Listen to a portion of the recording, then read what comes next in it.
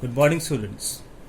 Today we will be starting with a new chapter in physics, chapter number 4, light energy. Those who have got the books, open it on page number 65. Now, first of all, when we enter a dark room, we cannot see anything even though we keep our eyes open. But when we switch on the bulb, everything is visible to us.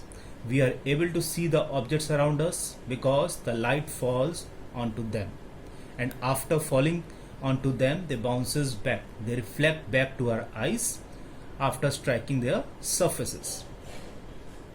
Now, whenever the light falls onto an object, it reflects back, and this is known as reflection.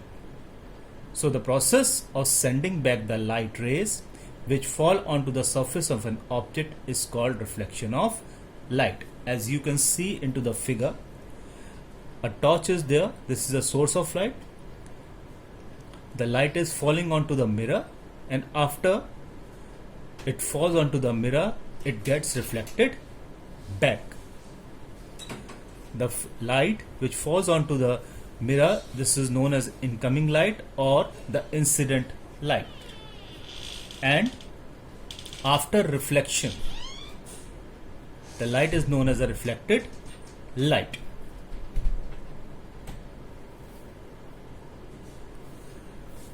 The mirror, if we throw the light onto the mirror, more light is reflected back because it is a smooth polished surface. Similarly, some other examples can be the aluminium sheet or the well polished shining surfaces are there which reflect more light, but the unpolished surfaces or the dull surfaces, they do not reflect back the light more.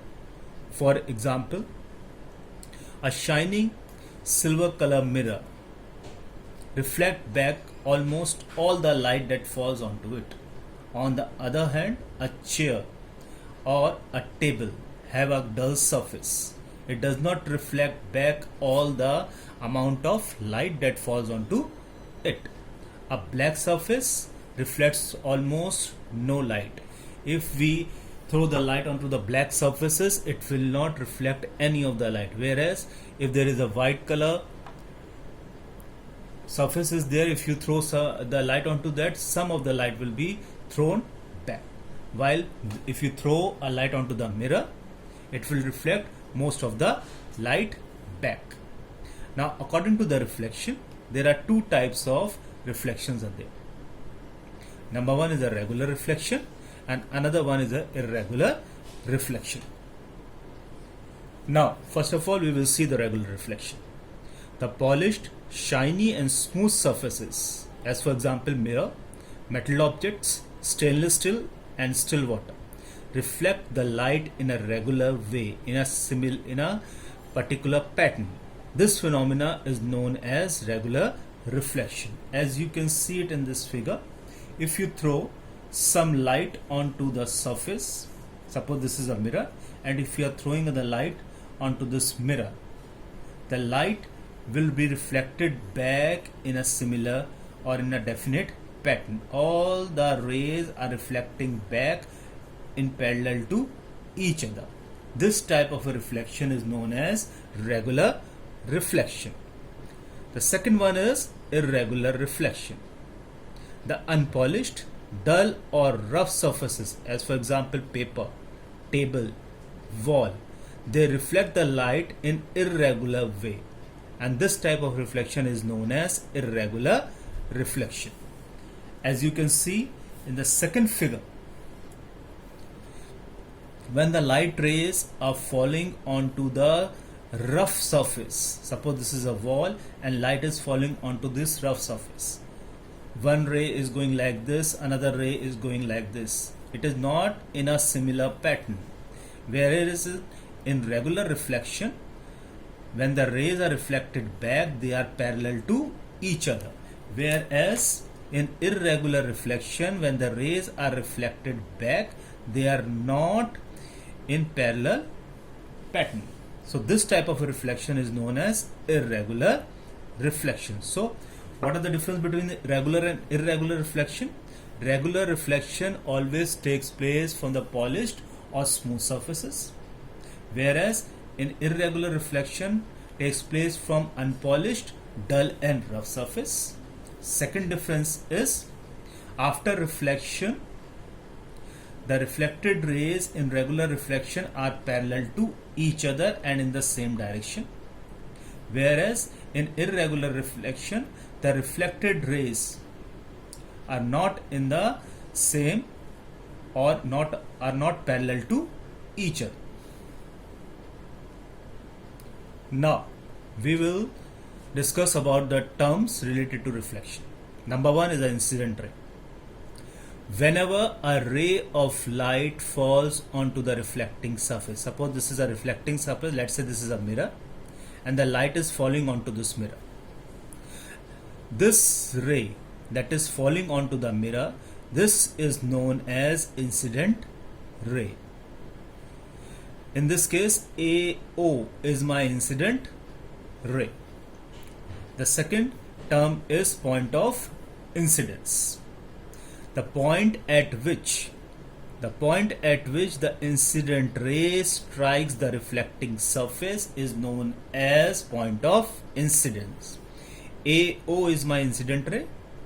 This is my mirror. This is my reflecting surface. This incident ray is striking at point O. So this is my point of incidence. The third term is reflected ray. The incident ray after reflection at a point of incidence is called reflected ray. Every incident ray that strikes the mirror or the reflecting surface will be reflected back. See over here, AO is my incident ray. After meeting at the reflecting surface, it bounces back or it is reflected back. In this case, OB is reflected back, and this is known as the reflected ray. The fourth term is normal at the point of incidence. The perpendicular to the surface at the point of incidence is called normal. At the point of incidence, that is known as normal. In this case, ON is the normal at the point of incidence. This is my incident ray, AO, and this is my OB is my reflected ray, and this is a mirror or the reflecting surface. If I draw a perpendicular to this mirror at point of incidence, this is known as normal. In this case, ON is my normal. Next term is angle of incidence. The angle between the normal and incident ray is known as angle of incidence. See children, ON is my normal, AO is my incident ray. The angle which is formed between normal and incident ray, this is known as angle of incidence. That means angle AON is angle of incidence. Similarly, the angle of reflection. The angle between the reflected ray and normal is known as angle of reflection. OB is my reflected ray, ON is the normal. So the angle that is formed between normal and reflected ray, this angle is known as angle of reflection. That means angle BON is my angle of reflection. Now, there are certain laws of reflection. Basically, there are two basic laws of reflection. Number one, first law is angle of incidence is always equal to angle of reflection. This is angle of incidence and this is angle of reflection. See in this figure, this is angle of incidence, and the angle between the reflected ray and normal, this is angle of reflection, which is denoted by small r over here. So the first law says angle of incidence is always equal to angle of reflection. That means angle I equal to angle R. Suppose angle I, that is angle of incidence, is equal to 60 degree. So angle R that is angle of reflection is also equal to 60 degree. If angle of reflection is 30 degree, angle of incidence will be also of 30 degrees. The second one is the incident ray, reflected ray and normal to the mirror at a point of incidence all lie in the same plane. That is incident ray AO, normal ON and reflected ray OB.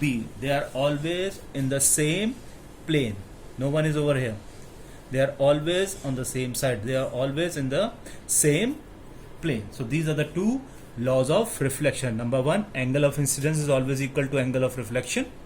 Number two, the incident ray, reflected ray and normal are always lie on the same plane.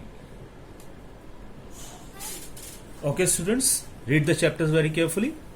Read the chapter very carefully and rest of the chapter we will do in the next class.